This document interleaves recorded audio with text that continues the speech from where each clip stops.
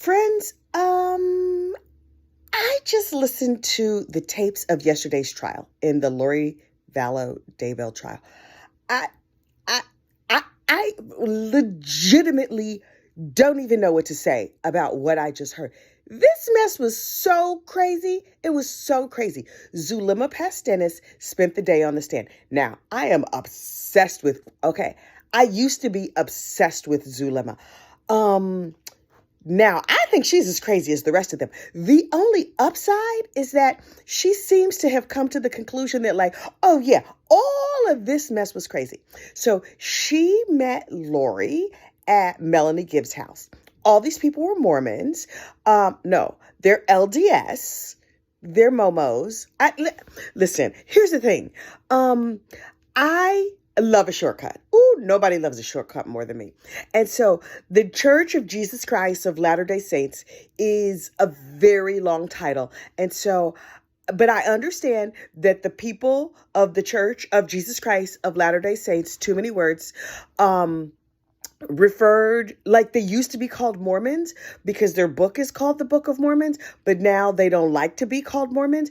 And I am nothing but if not respectful of other people's religions. Religion is not for me personally, but if it helps you be a good person in your life, God bless. Have all the religion you want. That is fine. But at the same time, I'm looking for a shortcut, but I don't want to be offensive. Yesterday, I suggested that maybe we call them Momos, and then it occurred to me that Momo's probably offensive. LDS, for me, does not roll off the tongue. So I'd like to find a nice, compact way to refer to these good people without being offensive. It is a struggle, my friends. So let's just refer to them as members of the church. And so when I say the church, I'm talking about the Church of Jesus Christ of Latter-day Saints, because I don't want to offend those people. Somebody in my comments referred to them as a cult, and I'm not sure if they were referring to the cult of Lori and Chad or the cult of the LDS folks. And I don't think that the LDS folks are a cult any more than any church is a cult, or any organization is a cult, or any gathering of people is a cult. I know people who think Girl Scouts is a cult. It's probably not. Haven't been a Girl Scout in a long time.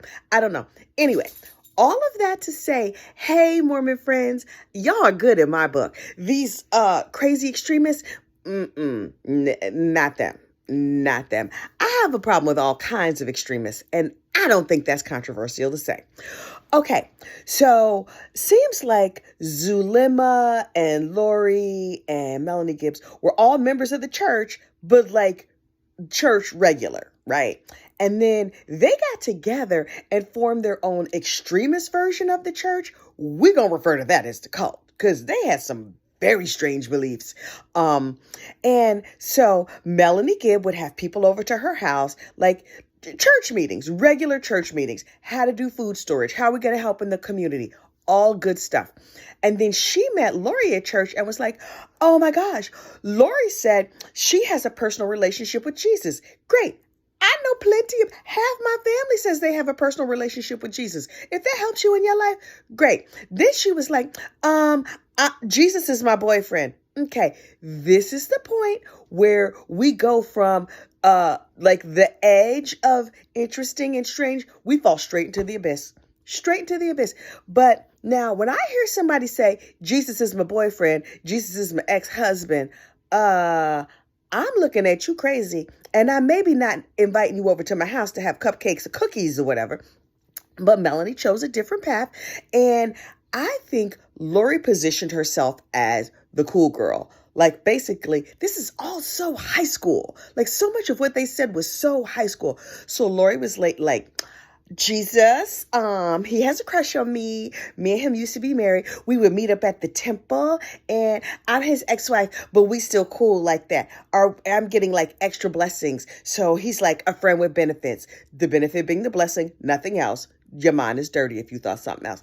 Okay, so Lori is the cool girl, and Melanie was like, oh my God, I want to be BFFs with the cool girl too. So she started inviting Lori to everything. And then she introduced her brand new BFF to all of the women in her friend group.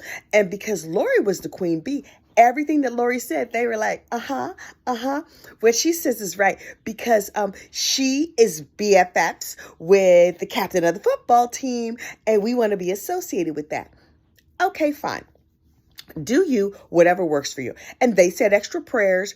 Great. They got her nice cookie recipe.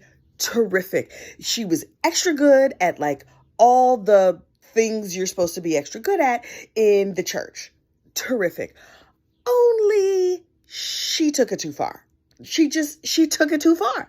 Then she was like, yeah, so I met this dude, Chad, and he's Jesus's brother. He's Jesus's brother. Okay. Again, since they were all in with being with the cool girl, her dating the Jesus's brother was a perk. I am no biblical scholar. Far from a biblical scholar. Something tells me a white man who looks like a potato is probably not the brother of a Middle Eastern man with nappy hair who lived 6,000 years ago, 5,000 years ago, a really long time ago. And so that we are clear, I'm so careful not to offend people in this video. I think of nappy hair as a compliment, got some myself, very proud of it. So Mr. Potato Head from Idaho, Iowa, Indiana, one of those states that starts, Iowa? Where is he from? Utah. Lord, I'm bad at geography. Believe it or not, I can find all these places on the map. They're just not springing to mind. Maybe I need a blessing.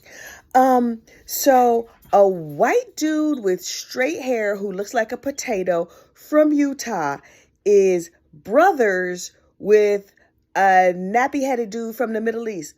Was he adopted? How y'all get to be? Were you blood brothers? Were you brothers in the same way that I'm sisters with Beyonce? Like, how did all of that work? But okay, everybody is buying it. This is very much a frog boiling experiment. You know, like if you put a frog in boiling water, that frog's going to hop right out. But if you put a frog in warm water and slowly turn up the heat, well, you could just boil that frog to death. Lori and Chad boiled these good folks to death. And so first they were like, yeah, we're just praying for people. We just saying prayers. Okay, great. We're just preparing for the end of the world. Okay, good. Now, then Chad was like, so the end of the world is going to take place in Rexburg, Idaho. So that's where we all need to move. What's so special about Rexburg? Ain't nobody up there but some like nice Mormon folks, regular Mormon, not crazy Mormon. I mean, I assume, I don't know. And then the beliefs just kept getting crazier and crazier. They're like, this was Lori's belief, or according to Chad, according to Zulema. That might be third-hand hearsay, but this is what the folks believed, according to Zulema. Number one, Chad, Jesus's brother, told Lori that Zulema could control the weather. Okay. I want to know, because she also control pollen, because I might need to talk to her if she can. Okay, so Zulema can control the weather. And she was like, yeah, that seems reasonable. I wanted it to rain and it rained. Okay, Zulema. Then they told him, sometimes people get possessed by the devil. Well, I know plenty of people who believe that. Personally, that sounds a little cuckoo to me. But if you believe people can be possessed by the devil, okay. And so, according to them, this is how that happened. The original dude dies, and within 15 seconds, or is it 15 minutes? No, I think it's 15 seconds of him dying, then the evil spirit jumps in his body. So if somebody is possessed by the devil, oh no, that's not them. They died. Like my cousin Pookie, he died. And the evil spirit of a drug dealer jumped in his body in the 15 seconds after he died. And so now Pookie, that's not Pookie dealing drugs. That is the evil demon that lives inside of Pookie that's dealing the drugs. So we're going to pray to make evil Pookie go away. And so we're going to bind Pookie and we're going to cast out. Oh, and when my original cousin in this scenario, his name was, say, James. James died. Pookie the drug dealer got into him. So now we have to pray to make Pookie the drug dealer go away. Listen, if you're praying for a sick relative, that makes sense to me. If you're praying for your son James to no longer be a drug dealer, that makes sense to me. Great. Get your friends together, start a prayer chain, pray all day and pray all night. Whatever makes you happy. Great. Here's where you lose me. So, we can't get Pookie out. Pookie's still out here in these streets. Daisy, stop. Pookie's still out here in these streets dealing drugs. So we gonna have to kill Pookie. Yes, he looks like James. And when we say James, he comes. And if you say, hey, James, can you drive me up to the Walmart? James grabs the keys. But that's not really James. That's Pookie. Because we know it's Pookie because he's still doing things we don't like. Are you following me on this? Because this is what they believe. And so initially they were like, we're going to say this prayer and you have the power of weather and you have the power of binding up the spirit and you have the power of burning the spirit. That's what they said. And you over there, you have the power of disassembling the spirit. Okay. So they say all these prayers, and in your prayers, you say, bind that spirit, and you say, burn that spirit. And that one over there says, disassemble the spirit. And then we have to check. I don't know how you check, because if you say James, he going to say, like, what? And if you say, hey, Pookie, he going to say, what? How you know which one you actually talking to? I do not know. They kept having these prayers. They kept doing these bindings and doing all this stuff. And then they were like, we going to have to kill him bodily. And so the people in the group was like, okay, so go get the gun and I'm going to create an alibi. And then that's that. So folks started dropping dead and they were happy because they were like, oh, good, we got rid of Pookie. That's lovely. Then they were like, Jesus's brother and Jesus's girlfriend started saying, yeah, this other person, they're a zombie and this is a zombie and that person over there is a zombie. Coincidentally, the people who were zombies were people who got on their nerves. So the woman who used to sit next to me at work, she was a zombie. That was not her getting on my nerves. That was zombie her. So I'm perfectly within my rights to tie her up and burn her and disassemble her. And that's going to be okay. Y'all, this is troubling. It's troubling to me. And so Zulema was going along with it. And so she was like, oh, Charles is dead. That's great. Zulema, isn't it still a sin to kill people? Like even in the Orthodox church / cult that y'all created, I know the regular church, y'all poor Mormons are like, oh God. Sometimes when I see crimes on TV, I'm like watching the TV. I don't really watch that much news because it's too depressing. But I'm like, oh Jesus, like somebody got mugged. I'm like, don't let the perpetrator be black. Don't let the perpetrator be black. Because we get a rap for that. If it's a robbery, I'm like, oh dear Beyonce, please don't let it be a black dude. Because then they gonna say, you see how them black people do. When something gets burned up, I know my Muslim brothers and sisters are like, please don't let it be a Muslim. Oh, goodness. And so right now, anytime something crazy happens in the news, you know, our Mormon friends are like, please don't let him be a Mormon. Or if there's a big crime, our gun owning friends are like, please don't let it have happen with a gun because you know they're going to come after our guns. You know they're going to be marching in the streets. Y'all get the idea. The regular Mormons, the people at the church, oh, they going through it. They just, they over here quietly saying prayers that don't include binding and burning people and collecting their food storage, just want to be left alone. Hey, y'all got some extra toilet paper, by the way. Anyway, Mormons. Ooh, I'm sorry, Mormons. I'm sorry. Oh, wait, I'm not supposed to call you Mormons. I'm sorry, church folk, because, ooh, y'all are going through it. Lori and them, straight crazy. And so then Lori's defense attorney gets up. This is how he defends Lori. When they said burning people, they just meant in the spirit, right? And Zulema was like, yeah, that's what they said. And then they were like, and when they said disassembling people, they just meant in the spirit. And Zulema was like, that's what they said. Sir, can I jump in here with a question? If they were just burning people in the spirit, why do we find burned up bodies? If they were talking about disassembling people in the spirit, why do we find cut up bodies? I can't even get into the bonding of people because we already know we found people who were tied and bound up. Was that your spiritual work? I need to get my brain scrubbed. These folks, like I said, people say they were brainwashed. Not that bright. These cult members, not that bright. A light rinse in this cult doctrine got it done. I need a brain scrubbing to get all this mess out of my brain. What is wrong with people? Listen, everybody, I want you to just pause right now and say a prayer to your favorite whatever that everybody find some healing. Dear Betty White, let all these people get their act together. What is happening? I'm going to call on the spirit of Betty White and Judy Garland and Liza Minnelli and Beyonce in Blue Ivy's name because we need everybody. We need all the superpowers we can get. Kelly Clarkson, are you free? Dolly Parton? Y'all know Dolly is all powerful. I think Dolly healed COVID. Dolly got rid of COVID for all of it. If Dolly can get rid of COVID, maybe she can also get rid of an evil spirit. This is a special kind of sick.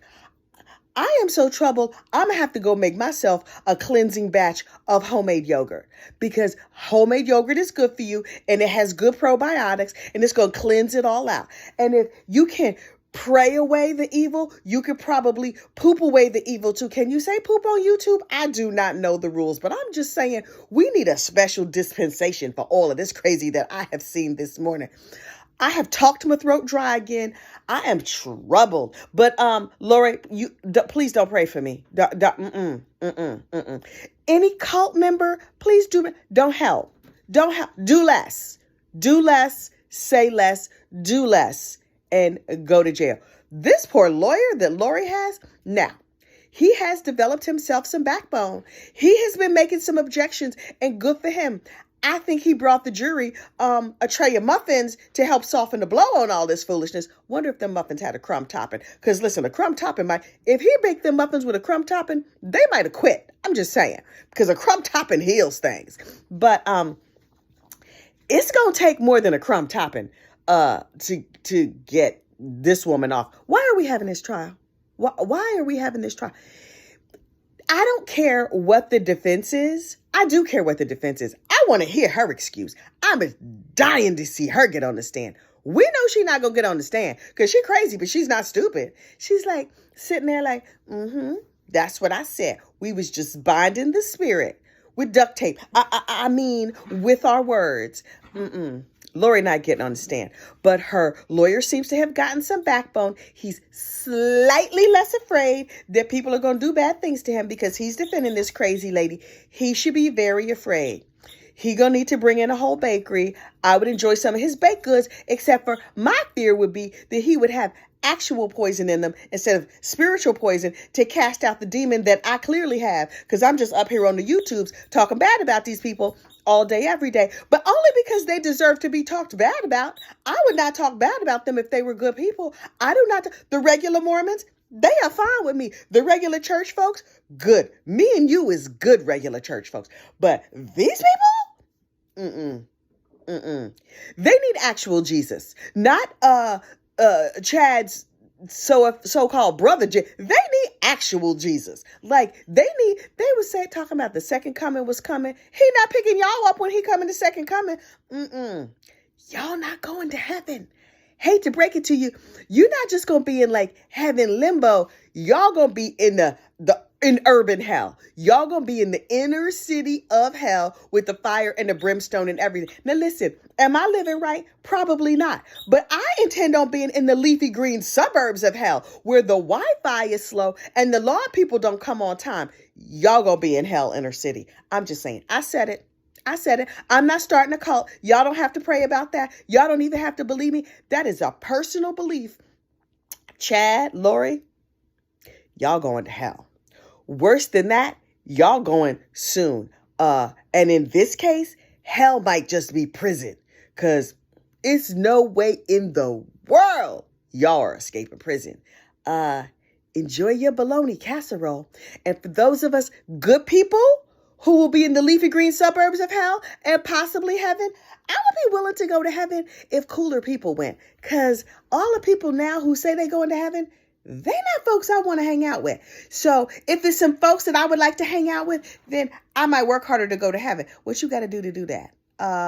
I'm nice to my kids. I bake muffins for people. I don't use that many curse words, and I have dogs. They're not adopted dogs though, but I do have dogs, and I'm nice to animals. Maybe I might end up in heaven after all. I'm going to meditate on that while I make my nice probiotic yogurt. Okay, y'all have a good safe day, and stay away from portals and crazy people.